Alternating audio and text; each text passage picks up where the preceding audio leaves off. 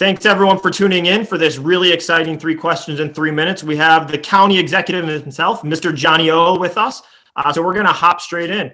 Mr. County Executive, tell us a little bit about yourself and the work that you have going on in Baltimore County. Well, I mean, the thing that we are all facing are the very real challenges of battling COVID-19, and we see it across the board here in Baltimore County. I've had the unfortunate experience of talking to people who are next of kin, who've lost people, businesses who've worked their entire lives.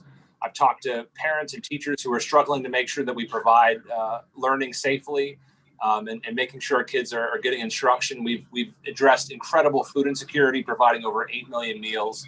But we're trying to both respond to COVID and build on the promises I made when I first ran for county executive, which is about strengthening our communities, being more open and transparent. But really, education's at the core of who I am. So I think that this conversation is timely because I was a teacher. I'm always a teacher. And even in the midst of a pandemic, I mean, now more than ever, I think it's important that we're thinking about how do we support our educational system in Baltimore County, but also across the state of Maryland. Yeah, I think what you hit on is incredibly important because we know there's short-term issues that we have to address right now with COVID, and we certainly have our eye on the ball. But we also know we can't return to business as usual before the pandemic. And we know schools just weren't working for students or for all students the way that we need them to. And that's really what the blueprint is about, which you alluded to.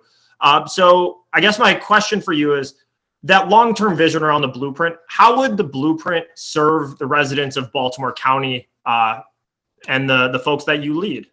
Yeah, I mean, as you were just saying, this pandemic has laid bare the incredible inequities across our communities and in education as well. I mean, in Baltimore County, we have half of our students are on free and reduced meals. We have over 100 different languages spoken in our school system. Over 1,000 students are homeless in Baltimore County. And so, we've seen between that and food insecurity and the digital divide, the very real persistent challenges in education. And so we are really counting on the blueprint for progress to be enacted so that we have the resources to bridge the divide, to ensure educational equity, and to give every kid, regardless of their zip code, regardless of their background and circumstances, the education they deserve here in Maryland. Yeah, I think that's an incredibly important answer. So the natural third question then is, do you have a message for lawmakers as they head back to Annapolis to start the 2021 legislative session? Well, first of all, lawmakers, thank you to all of you who passed the blueprint, who passed Built to Learn, who understand that we have to invest more meaningfully in our classroom through the support personnel, the curriculum, and the infrastructure.